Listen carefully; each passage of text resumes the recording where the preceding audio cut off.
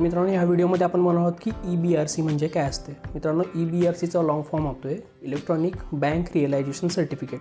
मित्रांनो, कोणती पण गोष्ट जेव्हा तुम्ही एक्सपोर्ट करता, सपोज मी $1000ची एखादी गोष्ट USAला एक्सपोर्ट केली, तर रूल असा आहे की बाबा ते $1000 इंडियामध्ये आणणं ही माझी रिस्पॉन्सिबिलिटी आहे आणि ह्याला मॉनिटर करते बँक, जसं की आपण प्रिव्हियस व्हिडिओजमध्ये डिस्कस केलं आहे.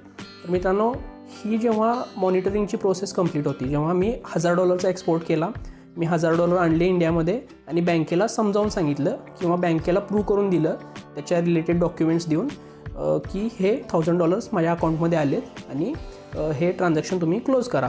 ते ट्रान्झॅक्शन क्लोज केल्यानंतर DGFT तुम्हाला एक रिसिट इश्यू करते, त्याला म्हणतो आहे आपण बँक रिअलायझेशन सर्टिफिकेट. तर मित्रांनो, ई-कॉमर्स एक्सपोर्टमध्ये बँक रिअलायझेशन सर्टिफिकेट तुम्ही कसं घ्याल? मित्रांनो, ई-कॉमर्स एक्सपोर्टमध्ये तुम्हाला पेमेंट येतं पेपाल, पेयोनियर किंवा अदर कुठल्या पण पेमेंट गेटवेनी. ते तुम्हाला FIRC जनरेट करतील. जे तुमचं पेमेंट तुमच्या बँक अकाउंटमध्ये NEFT होईल त्याच्या अगेन्स्ट तुम्हाला एक FIRC जनरेट होती. ती FIRC घेऊन तुम्ही बँकमध्ये जायचं असतं आणि शिपिंग बिलच्या अगेन्स्ट ती अमाऊंट मॅच करून बँकेला द्यायची असते. ही bank to bank process very होती.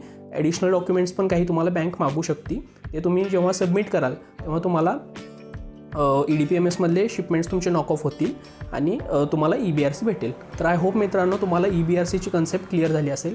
तुमचे काही क्वेश्चन असतील तर तुम्ही नक्की कमेंट बॉक्समध्ये विचारा, मी नक्की त्याचं ॲन्सर करून देईल. तर चला मित्रांनो, भेटू नेक्स्ट व्हिडिओमध्ये.